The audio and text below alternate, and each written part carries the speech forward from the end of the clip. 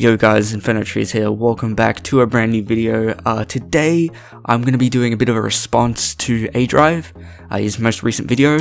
It was called Smaller Pokedex equals amazing, and if you guys seen my more recent video, you probably know I have a bit to say about that. So let me just say from the start, I respect that aDrive has remained positive throughout this whole situation, that, you know, he's still able to enjoy, be excited for these new Pokemon games. Despite the fact that there's only 400 Pokemon in the game, he's still, positive. He's been positive about this whole Dex thing.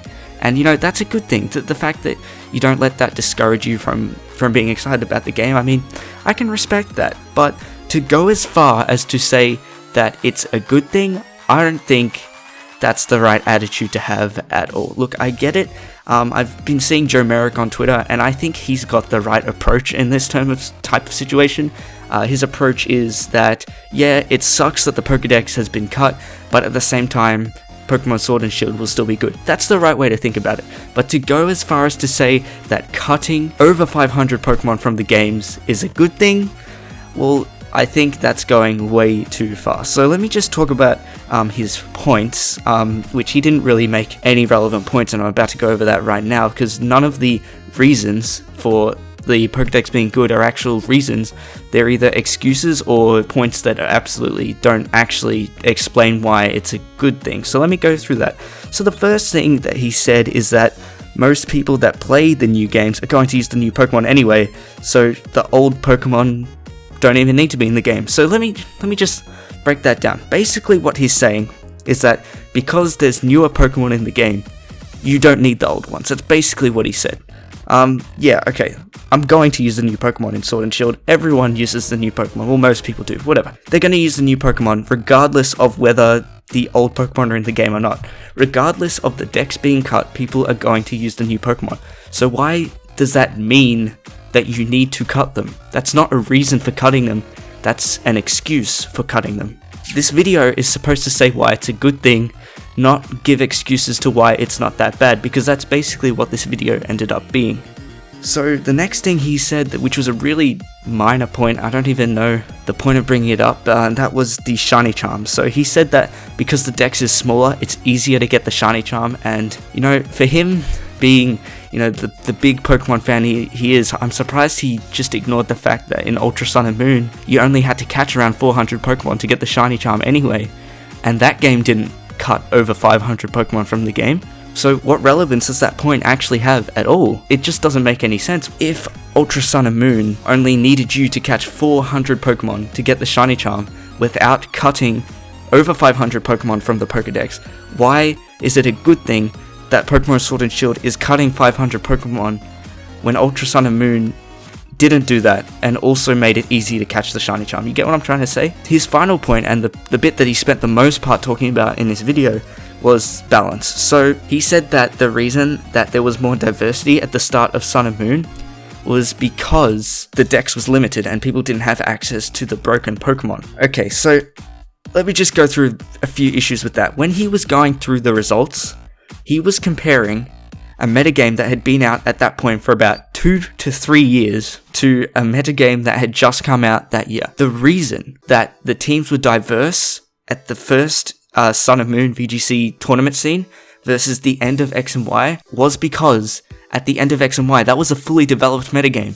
As the metagame goes on, the dominant Pokemon arise. That's the reason, after 3 years of a metagame existing, you start to see the same Pokemon over and over again. It has nothing to do with the limited Dex. So he was saying that because Sword and Shield's only going to have 400 Pokemon, you're going to have more diversity in terms of competitive play, when that is absolutely not going to be the case. For the first year, yeah, we're going to see a lot of different things because it's going to be a brand new metagame and people are not going to know what to do with it. But as we get further into it, after, 2 or 3 years of Gen 8 meta, if they decide not to bring back any old Pokemon, the meta is going to stay the same. People are going to find the most broken Pokemon and they're going to stick to them. And because there's not that many Pokemon in the game, it's going to be easier to locate what the best Pokemon in this generation is. So probably within just over a year, we're going to have the dominant metagame already laid out for us, and the meta is going to become stale very quickly. So it's actually a worse thing that there's less Pokemon in this game, because the dominant Pokemon is going to be found much more quickly compared to when you're going through over 800. And overall, this point is kind of a really bad point, and I see a lot of people using it, right? That cutting the Pokemon is for a balance reason. But there are many more ways to balance Pokemon without just cutting 500 of them. There are much better ways that you could do this.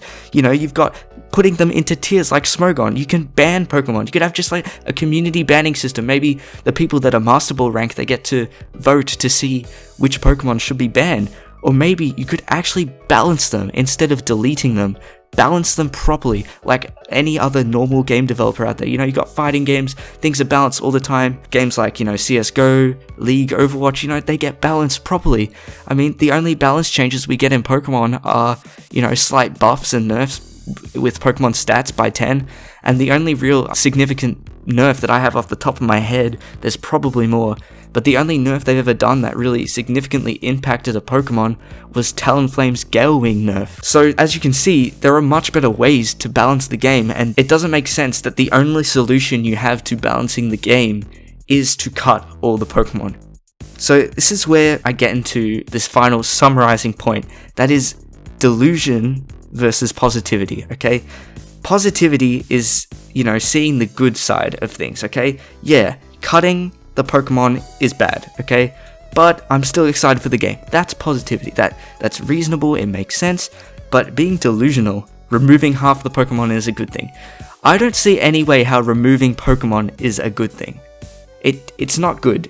Obviously, everyone would prefer to have all the Pokemon in the game. The correct way to go about this, okay, if you want to be positive and if you still want to be excited about Sword and Shield, is to say cutting the Pokemon is a bad thing. And, you know, I'm not too happy about it, but there's plenty more things to experience in Sword and Shield than the Pokemon, so I'm still excited. That's a lot better. That actually makes sense. I don't think anyone is thinking that cutting the Pokemon's a good thing. Even Masuda said himself, he's disappointed that he had to cut a lot of Pokemon, okay? Even he thinks that that wasn't a good thing. So he's seeing the positive side of things. Himself, the developer, is seeing the positive side of things, but not being delusional as to go and say removing the Pokemon was a good thing. Obviously, it was a bad thing. Okay, thank you guys so much for watching. This video went a bit over. I didn't expect it to be this long, but yeah, thank you guys so much for watching. I'll see you guys in the next video, whenever that may be.